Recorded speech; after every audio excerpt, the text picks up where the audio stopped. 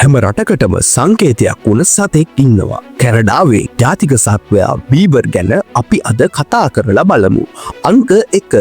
ජාතික සත්වයා බීවර්. කැනඩාවේ ජාතික සත්වයා තමයි බීවර්. මුන් ලොකු මී වර්ගයක්. අංක 2. පෙනුම. බීවර්ට ලොකු පැතලි වලිගයක් සහ ශක්තිමත් දත් දෙකක් තියෙනවා. මේ දත් වලින් තමයි උන් ගස් කපන්නේ.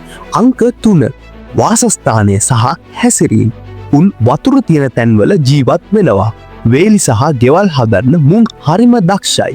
ගස් කපලා එකතු කරලා තමයි මේවා හදන්නේ. අංක 4. සංකේතයක් ඇයි.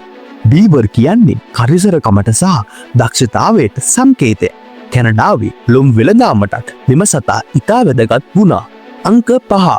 කැනඩාවේ බහුලයි. කැනඩාවේ හැම පළාතකම පායේ බීවර්ලා ඉන්නවා. උන් පරිසරයටත් ඉතාම වැදගත්.